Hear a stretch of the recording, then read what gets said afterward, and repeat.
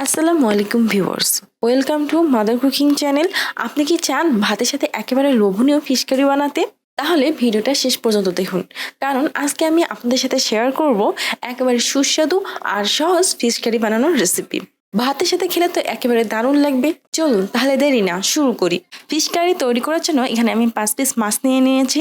এখন আমি এই মাছের মধ্যে দিয়ে দিচ্ছি হলুদের গুঁড়া হাফ টি স্পুন, মরিচের গুঁড়া হাফ টি স্পুন, লবণ পরিমাণ মতো, আদা ও রসুনের পেস্ট হাফ টি স্পুন, সরিষার তেল 1 টেবিল চামচ।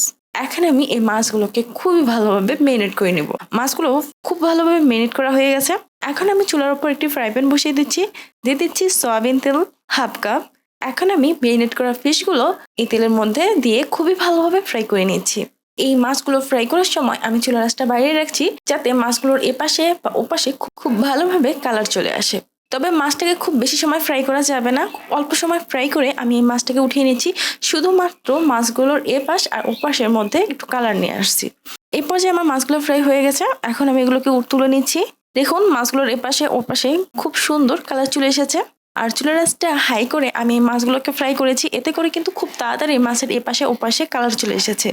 এখন আমি কড়াইয়ে থাকা অবশিষ্ট তেলের মধ্যে দিয়ে দিচ্ছি সাদা এলাচ 3টি, আর এই এলাচগুলোকে একটু ফাটিয়ে দিতে হবে। দিয়ে দিচ্ছি দারচিনি 1টি টুকরা, জয়ত্রী 1টি টুকরা, দিয়ে দিচ্ছি লং 2টি, তেজপাতা 1, আর এই 1টি তেজপাতাকে আমি একটু ছিঁড়ে দিয়ে দিয়েছি। এখন আমি এগুলোকে ফ্রাই করে নিব। যখন ফ্রাই করার এক পর্যায়ে যখন মশলাগুলো থেকে স্মেল বের হতে শুরু করবে, তখনই আমি এর মধ্যে দিয়ে দিব পেঁয়াজ কুচি হাফ কাপ। এখন আমি এই পেঁয়াজগুলোকে খুবই ভালোভাবে ফ্রাই করে নিব। পেঁয়াজগুলোর মধ্যে যখন হালকা ব্রাউন কালার আসতে শুরু করবে, তখনই আমি এর মধ্যে দিয়ে দিচ্ছি চিনি হাফ টেবিল চামচ। আর এই চিনিটা দেওয়ার কারণে বেরেস্তার মধ্যে খুবই সুন্দর একটা কালার চলে আসবে। চিনিটা ক্যারামেল হয়ে যাবে আর বেরেস্তার মধ্যেও খুব সুন্দর কালার চলে আসবে। আমি আরো বেশ কিছুক্ষণ সময় এই পেঁয়াজটাকে ফ্রাই করে নিচ্ছি। এরপর যে পেঁয়াজের মধ্যে খুব সুন্দর ব্রাউন কালার চলে এসেছে। এখন আমি এর মধ্যে দিয়ে দিচ্ছি পেঁয়াজের পেস্ট 1/4 কাপ। এখন আমি চুলার আঁচটা কমিয়ে বেশ কিছুক্ষণ সময় ধরে এই পেঁয়াজের পেস্টটাকে খুব ভালোভাবে ফ্রাই করব। যখন পেঁয়াজের পেস্টগুলো খুব ভালোভাবে ফ্রাই হয়ে যাবে এবং এই মশলাগুলোর মধ্যে এইরকম ভাবে তেল ভেসে উঠবে, তখনই আমি এর মধ্যে দিয়ে দিব আদা ও রসুন বাটা। এখন আমি আদা ও রসুনের কাঁচা গন্ধ চলে যাওয়া পর্যন্ত এগুলোকে খুবই ভালোভাবে ফ্রাই করে নিব। এই পর্যায়ে আদা ও রসুনের কাঁচা গন্ধ প্রায় চলে গিয়েছে এবং মশলাগুলোর উপর এইরকম ভাবে তেল ভেসে উঠেছে। এই সময় দিয়ে দিব হলুদের গুঁড়া হাফ টি স্পুন, দিয়ে দিচ্ছি মরিচের গুঁড়া 2 টি স্পুন। যারা ঝাল খেতে বেশি পছন্দ করেন তারা ঝালের পরিমাণটা আরেকটু বাড়িয়ে দিতে পারেন, আর যারা কম খেতে পছন্দ করেন তারা একটু কমিয়েও দিতে পারেন। দিয়ে দিচ্ছি লবণ পরিমাণ মতো। তারপর এগুলোকে খুব ভালোভাবে নাড়িয়ে দিব। আর হলুদের গুঁড়া মরিচের গুঁড়া দেওয়ার সময় অবশ্যই আপনারা চুলার আঁচটা একেবারে লো করে দিবেন। চুলার আঁচটা একেবারে লো করে আমি প্রায় 20 থেকে 30 সেকেন্ডের মতো এগুলোকে খুব ভালোভাবে নাড়িয়ে দিয়েছি। এতে করে তরকারির মধ্যে খুব সুন্দর একটা কালার চলে আসবে। এখন আমি এর মধ্যে দিয়ে দিচ্ছি টমেটো পেস্ট। আমি এখানে একটি মিডিয়াম সাইজের টমেটো পেস্ট করে দিয়ে দিয়েছি। আর এই সময় আমি চুলার আঁচটা মিডিয়াম হাই করে দিচ্ছি। চুলার আঁচটা মিডিয়াম হাই রেখে আমি বেশ কিছুক্ষণ সময় টমেটো পেস্টটাকে ফ্রাই করে নিচ্ছি। আমি ঠিক ততক্ষণ পর্যন্ত এগুলোকে ফ্রাই করছি যতক্ষণ না পর্যন্ত টমেটোর যে কাঁচা গন্ধটা রয়েছে তা চলে না যায়। এই পর্যায়ে টমেটোর কাঁচা গন্ধ প্রায় চলে গিয়েছে এবং টমেটো পেস্টের উপর এরকম ভাবে তেল ভেসে উঠেছে। এই সময় আমি চুলার আঁচটা একেবারে লো করে দিচ্ছি। আর এই সময় দিয়ে দিচ্ছি টক দই 2 টেবিল চামচ। আর এই সময় অবশ্যই চুলার আঁচটা লো করে দিবেন, তা নাহলে কিন্তু টক দইটা ফেটে যাবে। তাই আমি চুলার আঁচটা কম রেখে এগুলোকে খুব ভালোভাবে একটু কষিয়ে নিচ্ছি।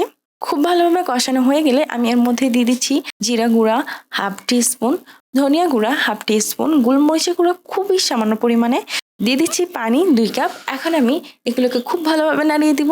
পানিটা যখন ফুটন্ত গরম হয়ে আসবে তখন এর মধ্যে দিয়ে দিচ্ছি আগে থেকে ফ্রাই করে রাখা মাছগুলো। দিয়ে দিচ্ছি কাঁচা মরিচের কুচি হাফ টেবিল চামচ। তারপর কড়াইয়ের ঢাকনা লাগিয়ে প্রায় 10 থেকে 15 মিনিটের মতো সময় এই মাছগুলোকে খুবই ভালোভাবে কুক করে নেব। ফিরে এলাম প্রায় 10 থেকে 15 মিনিট পর। এ সময় মাছটা প্রায় 95% মতো কুক হয়ে গেছে। এখন আমি এর মধ্যে দিয়ে দিচ্ছি গরম মশলার গুঁড়া হাফ টি স্পুন, ঘি 1 টি স্পুন। আর এই সময় আমি মাছগুলোকে একটু উল্টিয়ে দিচ্ছি। এখন আবারও কড়াইয়ের ঢাকনা লাগিয়ে আমি চুলার আঁচটা মিডিয়াম লোয়ে রেখে আরো 5 থেকে 6 মিনিটের মতো সময় এই মাছগুলোকে কুক করে নিব।